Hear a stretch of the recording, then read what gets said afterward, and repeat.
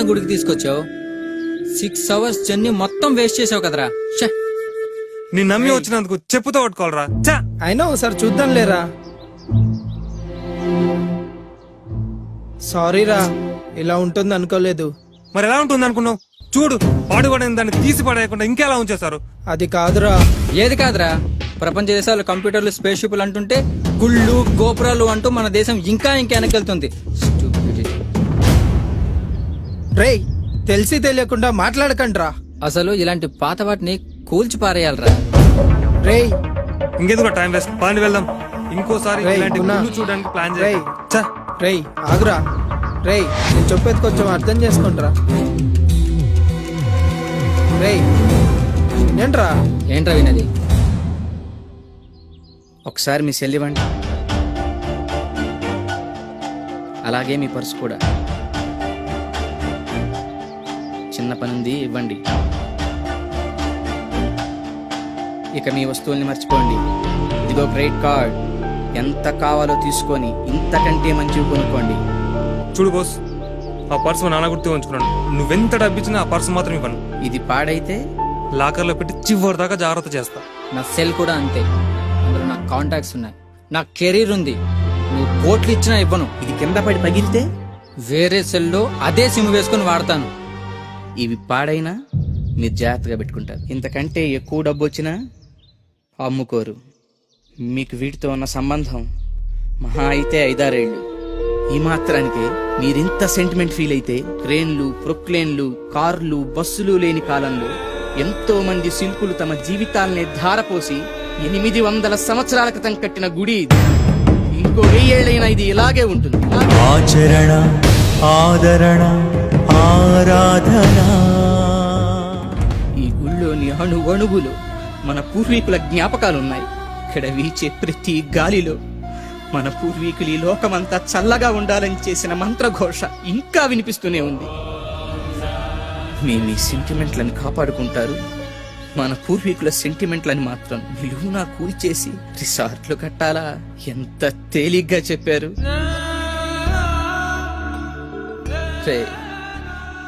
గుళ్ళు కట్టడం వల్ల దేశం వెనక్కి వెళ్తాం లేదు, మనలాంటి స్వార్థపరులు పుట్టడం వల్ల దేశం వెనక్కి వెళ్తుంది.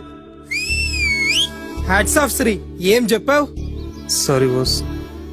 ఓకే, ఇవన్నీ కళాఖండాలే, నేను ఒప్పుకుంటాను. అంతకన్నా స్పెషల్ వీటిలో ఏముంది? చాలానే ఉంది, కానీ నీకు అర్థమయ్యేట్టు చెప్తా.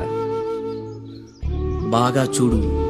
ఇవి పవర్ జనరేటర్స్, ఇవి విండ్ జనరేటర్స్, ఇవి ట్రాన్స్మిషన్స్, ఇవి ట్రాన్స్ఫార్మర్స్, ఇవి ఎలక్ట్రిక్ పోల్స్, ఇవి సెల్ టవర్స్. ఇవి రూపుదిద్దుకోవటం మొదలై కేవలం 200 సంవత్సరాలు, కానీ లక్షల సంవత్సరాలకు ముందే సరిగ్గా ఇలాంటి ఆకారాలతో మన ఆలయాల విమాన గోపురాలు, గాలి గోపురాలు, ధ్వజస్తంభాలు నిర్మించబడ్డాయి.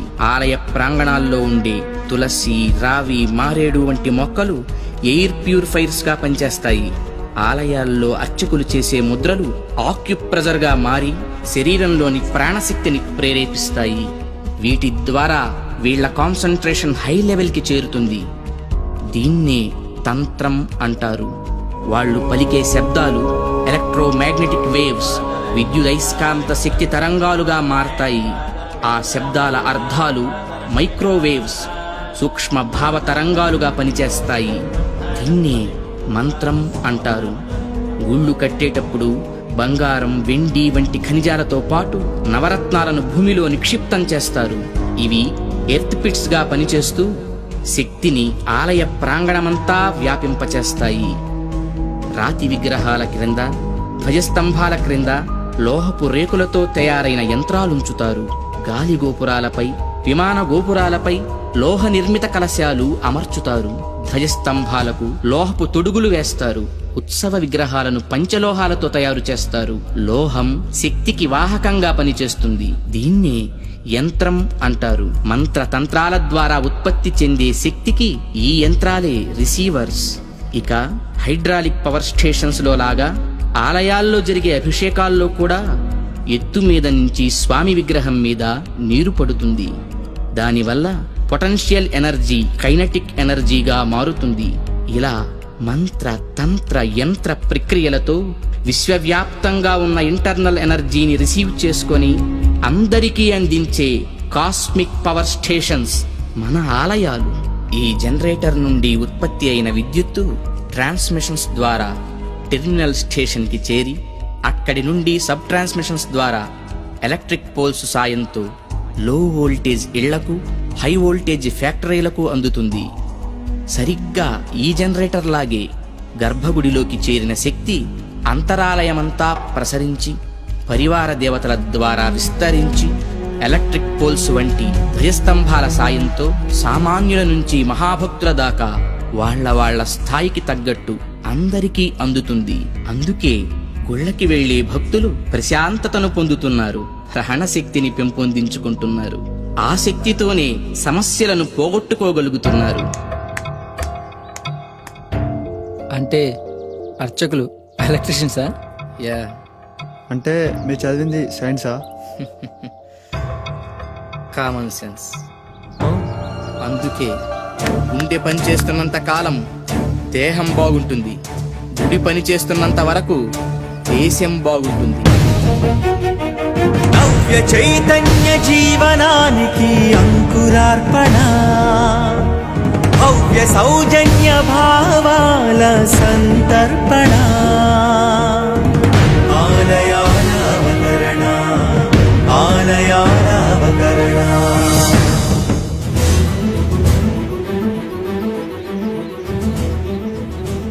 ఏ బాస్, ఏం చేస్తున్నావు? ఈ రాళ్ళను గమనిస్తున్నాను. ఇలాంటి రాళ్ళు ఎక్కడ దొరుకుతాయో తెలుసుకోవాలి కదా. ఏ స్టైలిష్, నువ్వేంటి? నేను డైరెక్టర్ని బాస్. మొత్తం ఇదంతా షార్ట్ ఫిల్మ్ చేసి ఒక అవేర్నెస్ తీసుకొస్తా.